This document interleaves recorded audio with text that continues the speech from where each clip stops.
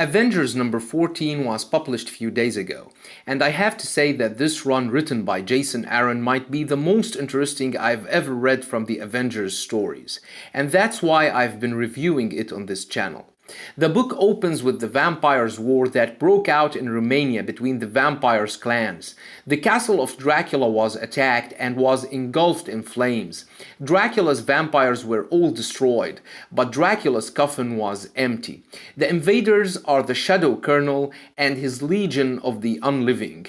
These vampires have slaughtered Dracula's vampires, but Dracula managed to flee.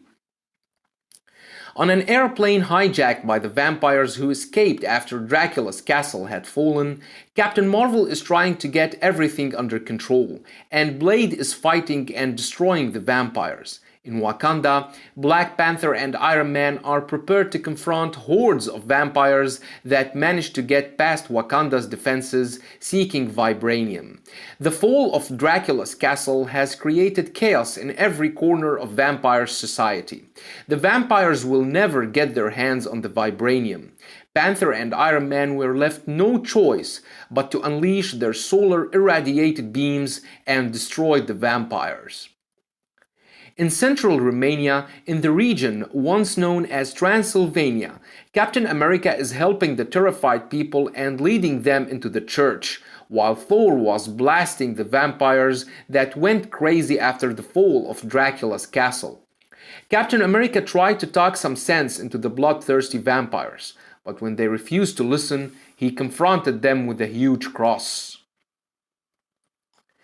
Meanwhile, in monster Metropolis beneath the streets of Manhattan, Ghost Rider and She-Hulk were fighting the hordes of vampires that fled from Transylvania. Suddenly, Ghost Rider saw a kid who looked like the devil, telling him that he is not an Avenger. He is vengeance itself, the fires of hell in human form. Ghost Rider is a monster, the biggest monster there ever was or will be.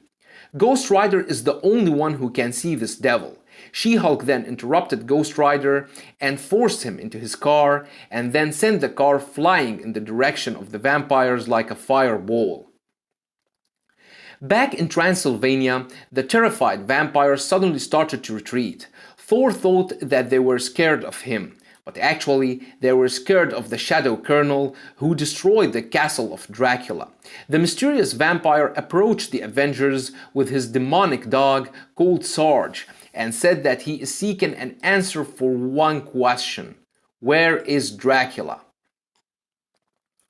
The Shadow Colonel was brought into the Avengers headquarters for interrogation.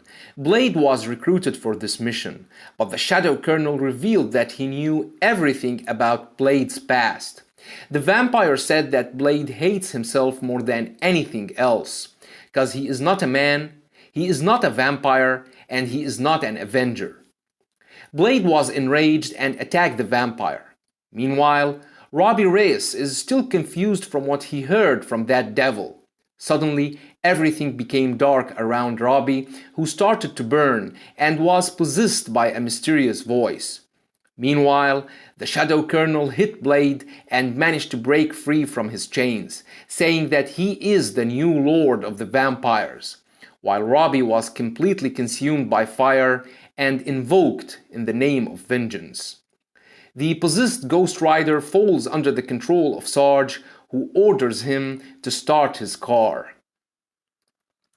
The book ends with the Winter Guard's members Red Guardian and Dark Star at the Russian border's checkpoint when they noticed someone coming in their direction. They were shocked by what they saw, as Dracula, the Lord of the Vampires, came to Moscow seeking refugee after his castle was destroyed by the Shadow Colonel and his legion of the unliving. He just wants peace after he lost everything. So that was the story of the Avengers number 14. Who is this powerful vampire calling himself the Shadow Colonel? And what is the fate of the Ghost Rider after he was possessed? I'll keep you updated. Until then, don't forget to subscribe, share, and like. Thanks for watching, and have a nice one.